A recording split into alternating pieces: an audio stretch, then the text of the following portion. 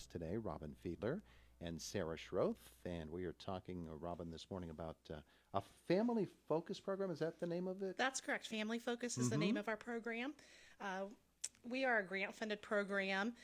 We serve families in Indiana and Armstrong County, and we've done this program for about 7 years now, and it's just a great family program. So we just wanted to share a little bit about what our program is and let families know that we have some openings coming up in our program and would love to get families into our program. All right, very good. And you and Sarah are going to tell us all about it. We are. Okay, Sarah, you're up. Okay, great. So our program, we use the Parents as Teachers model, which is a national home visiting program. And we focus on personal family visits, group connections, which we call our family events. And we provide resources and screenings for our families and our children, developmental screenings. When we do the developmental screenings, we focus on language development, cognitive, intellectual, and also motor development, and look for delays in the children so that we can provide them with early intervention services for speech and other types of services. So how do you go about identifying who will be participants in the program? Well, the great thing about our program is the only requirements that we have are that families have to live in Indiana or Armstrong County. So we're not income-based. We're not based on child's needs. We serve any family that we serve birth through kindergarten, so we can be with a family 5 or 6 years.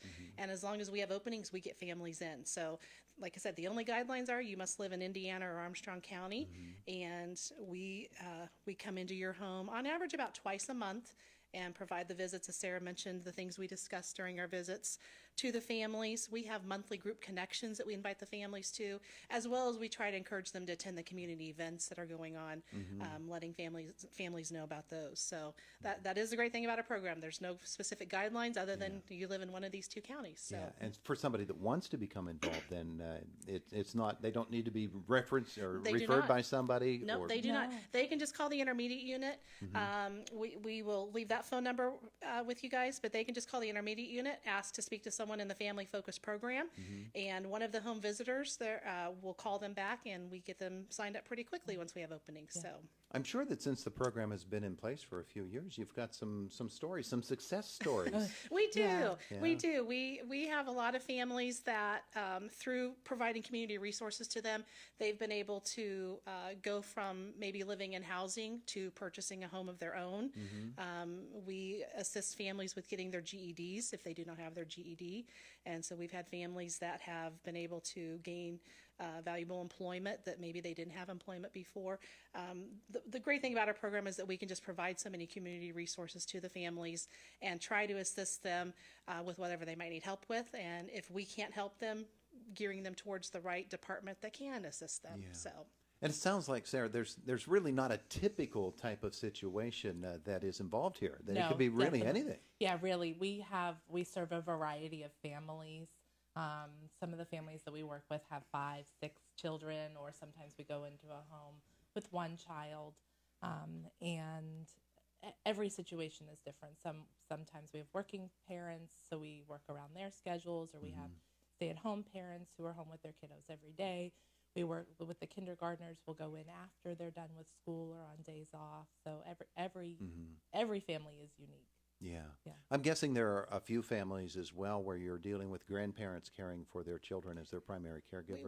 We do have families that, yes, the grandparents are there when we provide the visits. We have some families where just dads are there when we provide the visits. So it doesn't just have to be mom and dad at home. We work with a variety of family members. Again, we come into your home. It's a free program. There's no cost at all to you. So that's what's really great about it. Yeah, I think one of the interesting components of it as well is you, as the people who go into the home, you're invited there by the people. We are. Yes, we are. Yeah. We're invited there, and where we can have the children in our program so long. I know many of us have had families that we've started with their children at birth, and they've transitioned to kindergarten. So you build great relationships with the families you work with, and just open them up to all the resources available in Indiana County. Well, we've talked about some of those resources, and for Indiana County, there are so many different human services agencies and organizations that are out there to help you. How does ARIN go about working within all that framework? We have some community meetings that different staff members attend. So when we go to the community meetings where there's other resources available, we share our information with those families. And then we also have meetings at the IU where other community members come into there, and we will share information with them there. 211 in Indiana County is a great resource that we direct families to. If we can't assist them of calling to get help, we work, with the Housing Authority here in Indiana with our families, Community Action, WIC. So we try to provide all of our information, making sure they have handouts to hand out to families at doctor visits, at the hospital. So we try to encourage our families to reach out and use those services. Is it a pretty big organization of people that you have working within, or is it a pretty small staff? So for our Family Focus program, there are 7 of us now. We each serve on average 12 families. But the ARIN staff, there are over 100 employees. Yeah. I don't even know everybody that works there. We have a large staff. But there. within this program, There are seven just staffers 7 of us. working. Yes. And that's a pretty big field of families that each of you are helping. It is. Yeah, it is. We serve roughly about 70 families, again, between Indiana and Armstrong County. So Armstrong County being a very large county, we do a lot of traveling, which is why our caseloads maybe aren't so high. But we do have a lot of miles we put in between those visits. And the great thing about having this program through the intermediate unit is while we're doing one of the screenings, we see a child's in need of a speech service possibly or another service, we have the early intervention program at ARIN, so we can refer within building, and then they go and do an observation with that family. So we have a lot of resources at hand that we can use right there within our ARIN building to provide to the families. One of the really interesting aspects of the program, as I'm listening to you talk about it this morning, is the fact that, okay, if the need is for a dad who doesn't have his GED yet, but needs to get that in order to get a better job and to move forward and therefore help his family, then you're there for that. Yes. If it's a child who has a developmental problem or just needs to get a boost in development, you're there for that. Yes. Really, the range of services. It is. Our needs are open to what the family needs. If a parent is concerned about behavior or temper tantrums, we provide them information we have based on our Parents as Teachers curriculum, just other handouts on how to help with that. If they're looking to have help with potty training, we provide information on how they can help with that. So we do have a lot of information that we can share with families based on their needs. So while we have a curriculum, we don't just follow that per each family. We base our needs on what the family's needs are. Yeah, well, that's tremendous. Of course, I know that in some cases families might be a little bit reticent to reach out for help. That's probably a part of why you're here today, is Yes, to let it is. people know you're Absolutely. here. Yes, it is. Making that first phone call, I think, is always nerve-wracking for families and not knowing what they're getting and who's coming into their home. But we love coming in. All of us have an educational background of some sorts, and we love going into the homes and working with the families and just seeing the growth and the goals the families and the children reach and the growth each family has made. All right, so you got to get them to make that first step. Yeah, Yes, they do. absolutely. I think as a parent myself, had I known the program existed prior to being hired and working in the program, I would have loved some additional support just to help my child, to help me know what to do with some of the toys and tools that we have at home. Because what parent doesn't need help? you know? Sure, So, sure. Yeah.